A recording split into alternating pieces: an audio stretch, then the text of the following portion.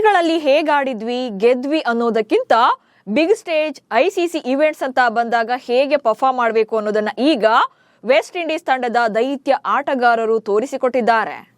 T20 ವಿಶ್ವಕಪ್ನ group ಸ್ಟೇಜ್ನಲ್ಲಿ 4-4 ಪಂದ್ಯಗಳನ್ನ one sided ಆಗಿ ಗೆದ್ದಿದ್ರು. ಈಗ super 8ನ ಮೊದಲ ಪಂದ್ಯದಲ್ಲೇ ವಿಶ್ವ ರೂಪ ತೋರಿಸಿದ್ದಾರೆ. ಜಿಂಬಾಬ್ವೆಯನ್ನ ಜಿಂಕೆಯಂತೆ ಬೇಟೆಯಾಡಿ ಪಾಯಿಂಟ್ಸ್ ಟೇಬಲ್ನೇ ಶೇಕ್ ಮಾಡಿದ್ದಾರೆ. ಇಲ್ಲಿ ಕೆರಿಬಿಯನ್ ದೈತ್ಯರು ಪಂದ್ಯವನ್ನ ಮಾತ್ರ ಗೆದ್ದಿಲ್ಲ, ಭಾರತದ ಮುಂದಿನ ಜರ್ನಿಗೂ ಕೂಡ ಅಡ್ಡಗಾಲು ಹಾಕಿದ್ದಾರೆ. ಹಾಗಾದ್ರೆ ಭಾರತದ ಸೆಮಿಸ್ ಟಿಕೆಟ್ ಮಿಸ್ ಆಗುತ್ತಾ? ನೆಟ್ ರನ್ ರೇಟ್ ಅನ್ನ ಬೀಟ್ ಮಾಡೋಕೆ ಸಾಧ್ಯನಾ? ಒಂದು ಸೋಲಿನಿಂದ ಆಗಿರುವಂತ ಡ್ಯಾಮೇಜ್ ಎಷ್ಟು ಅನ್ನೋದನ್ನ ಈ ವಿಡಿಯೋದಲ್ಲಿ ಹೇಳ್ತೇನೆ. ನಾನು ಶಾಂತ. ನೀವು ಸುದ್ದಿಯಾನದ ಸಬ್ಸ್ಕ್ರೈಬರ್ ಆಗೋದಿಕ್ಕೆ ಮರಿಬೇಡಿ. ಈ ಬಾರಿಯ T20 ವಿಶ್ವಕಪ್ನಲ್ಲಿ ವೆಸ್ಟ್ ಇಂಡೀಸ್ ಆಟಗಾರರು ಸಿಕ್ಕಾಪಟ್ಟೆ ಡೇಂಜರಸ್ ಆಗಿದ್ದಾರೆ. ಅದರಲ್ಲೂ ಜಿಂಬಾಬ್ವೆ ವಿರುದ್ಧ ಅವರ ಪರ್ಫಾರ್ಮೆನ್ಸ್ ನೋಡಿದ ಮೇಲೆ ಫೈನಲಿಸ್ಟ್ ಪಕ್ಕಾ ಎನ್ನುವಂತಾಗಿದೆ. ಯಾಕಂದ್ರೆ ಇದು ಅಂತಿಂತ ಗೆಲುವಲ್ಲ, ವಿಶ್ವಕಪ್ನ ಇತಿಹಾಸದಲ್ಲೇ ದಾಖಲೆಯ ಪುಟ ಸೇರಿರುವಂತಹ ಗೆಲುವು. ಕೆರಿಬಿಯನ್ ದೈತ್ಯರ ಈ ವಿಕ್ಟರಿ ಭಾರತದ ಸೆಮಿಫೈನಲ್ ಜರ್ನಿಯನ್ನ ಮತ್ತಷ್ಟು ಕ್ರಿಟಿಕಲ್ ಆಗುವಂತೆ ಮಾಡಿದೆ.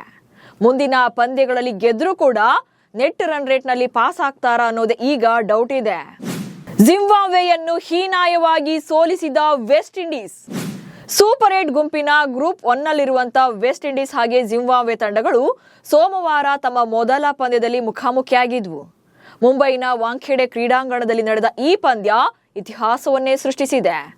ಟಾಸ್ ಸೋತು ಮೊದಲು ಬ್ಯಾಟಿಂಗ್ ಮಾಡಿದಂತ ವೆಸ್ಟ್ ಇಂಡೀಸ್ ತಂಡ ಜಿಂಬಾಬ್ವೆ ಬೌಲರ್ಗಳನ್ನು ಅಕ್ಷರಶಃ ಅಟ್ಟಾಡಿಸಿ ಹೊಡೆದಿದ್ದಾರೆ. ಶಿಮ್ರಾನ್ ಹೆಟ್ಮೇಯರ್ ಅಂತೂ 34 ಎಸೆತಗಳಲ್ಲಿ 7 6 ಹಾಗೆ 7 4ಗಳ ಸಮೇತ 85 ರನ್ಗಳನ್ನ ಚಚ್ಚಿದ್ರು. ಪೋವೆಲ್ 59 ರನ್ಗಳನ್ನ ಹೊಡೆದ್ರೆ ರುದರ್ಫೋರ್ಡ್, ಶೆಫರ್ಡ್ ಹಾಗೆ ಹೋಲ್ಡರ್ ಕೂಡ ಅಬ್ಬರಿಸಿದ್ದಾರೆ. ಪರಿಣಾಮ 20 ಓವರ್ಗಳಲ್ಲಿ 6 ವಿಕೆಟ್ ನಷ್ಟಕ್ಕೆ 254 ರನ್ಗಳನ್ನ ಕಲೆ ಹಾಕಿದ್ರು.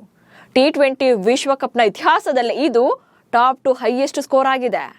2007ರಲ್ಲಿ 260 ರನ್ಗಳನ್ನ ಹೊಡೆದಿರುವಂತಹ ಶ್ರೀಲಂಕಾ ಈ ಲಿಸ್ಟ್ ನಲ್ಲಿ ಮೊದಲ ಸ್ಥಾನದಲ್ಲಿದ್ದಾರೆ.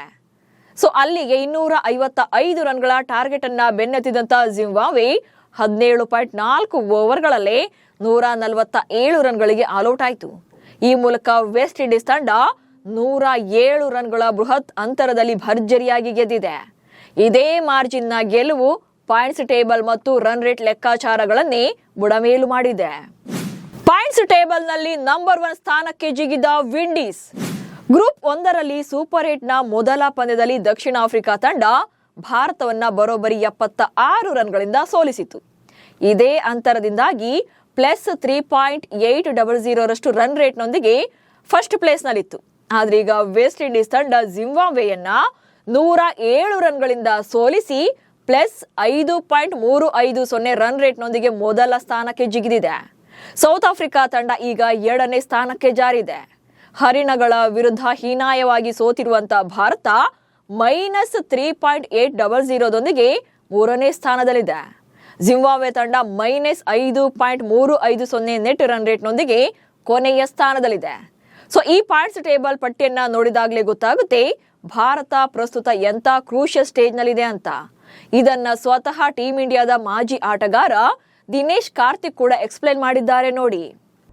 West Indies beating Zimbabwe so convincingly has actually made things difficult for India.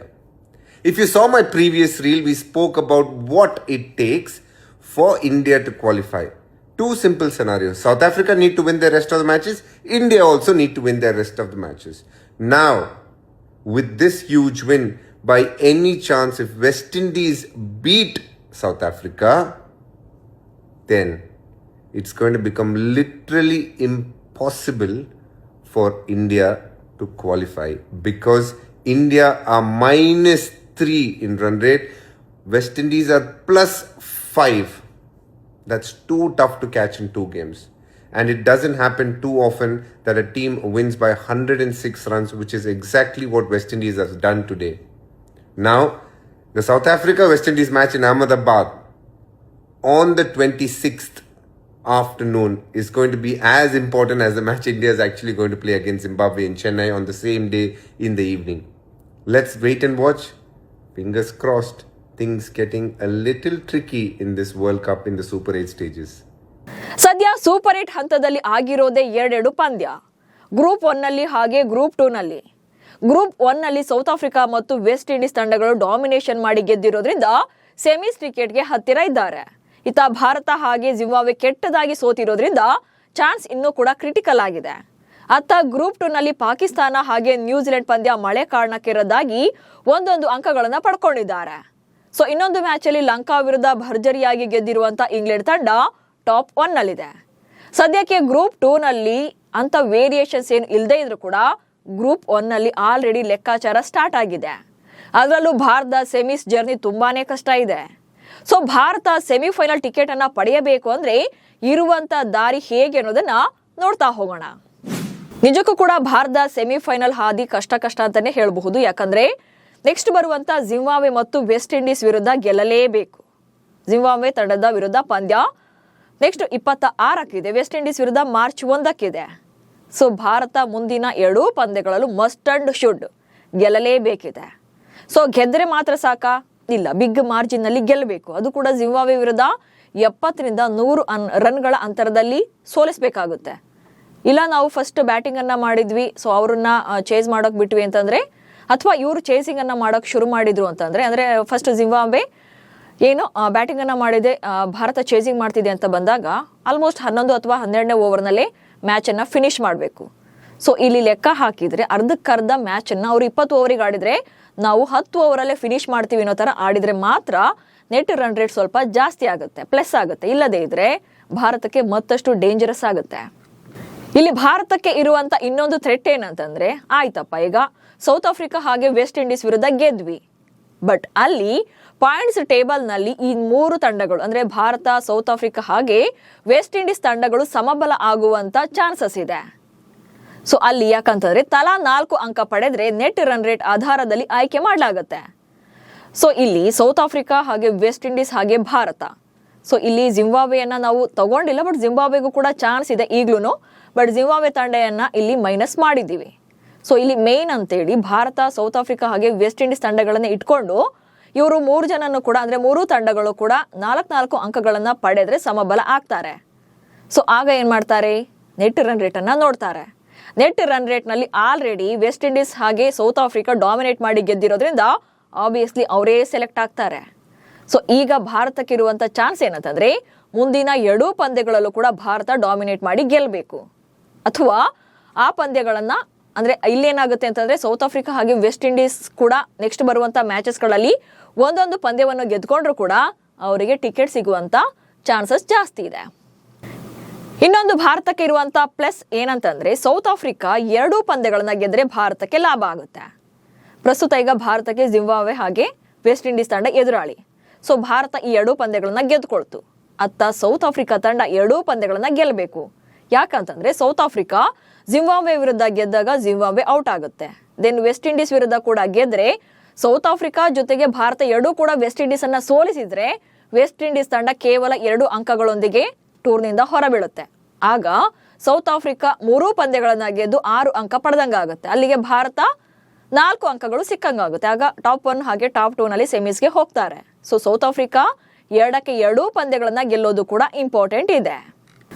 ಅಕಸ್ಮಾತ್ ಇನ್ನೊಂದು ಪಾಯಿಂಟ್ಸ್ ಏನಂತಂದ್ರೆ, ಹರಿಣ ಪಡೆ ಅಂದ್ರೆ ಸೌತ್ ಆಫ್ರಿಕಾ ಜಿಂಬಾಬ್ವೆ ವಿರುದ್ಧ ಗೆದ್ದು ವಿಂಡೀಸ್ ವಿರುದ್ಧ ಸೋತ್ರೂ ಕೂಡ ಕಷ್ಟ ಆಗುತ್ತೆ. ಎಸ್, ಹರಿಣ ಪಡೆ ಅಂದ್ರೆ ಸೌತ್ ಆಫ್ರಿಕಾ ಈಗ ಜಿಂಬಾಬ್ವೆ ವಿರುದ್ಧವನ್ನ ಪಂದ್ಯ ಆಡ್ಬೇಕಿದೆ, ವಿಂಡೀಸ್ ವಿರುದ್ಧ ಪಂದ್ಯ ಆಡ್ಬೇಕಿದೆ. ಜಿಂಬಾಬ್ವೆಯನ್ನ ಸೋಲಿಸಿದ್ರಿ ಬಟ್ ವಿಂಡೀಸ್ ವಿರುದ್ಧ ಸೋತ್ರು ಅಂತಂದ್ರೆ ಅಲ್ಲಿ ಭಾರತದ ಟಿಕೆಟ್ ಕಷ್ಟ ಆಗುತ್ತೆ. ಯಾಕಂದ್ರೆ ಅವರು ಕೂಡ 4 ಪಾಯಿಂಟ್ಸ್ ಸಿಗುತ್ತೆ.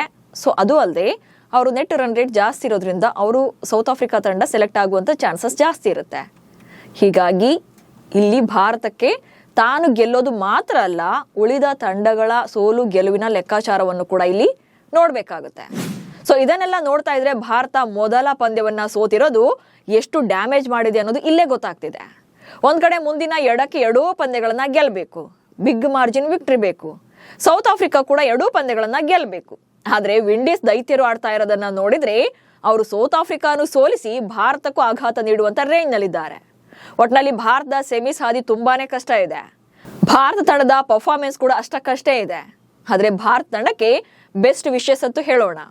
ನಿಮ್ಮ ಪ್ರಕಾರ ಭಾರತ ಸೆಮೀಸ್ಗೆ ಹೋಗುತ್ತಾ ಅನ್ನೋದನ್ನ ಕಮೆಂಟ್ಸ್ ಮೂಲಕ ತಿಳಿಸಿ. ಹಾಗೆ ನಮ್ಮ ಸುದ್ಯಾನ ಚಾನಲ್ನಲ್ಲಿ ಜಾಹೀರಾತು ಜೊತೆಗೆ ಪ್ರಾಡಕ್ಟ್ ಪ್ರಮೋಷನ್ಗೆ ಡಿಸ್ಪ್ಲೇನಲ್ಲಿ ಕಾಣಿಸುವಂತ ನಂಬರ್ಗೆ ವಾಟ್ಸ್ಆಪ್ ಮಾಡಿ. ನಮಸ್ಕಾರ.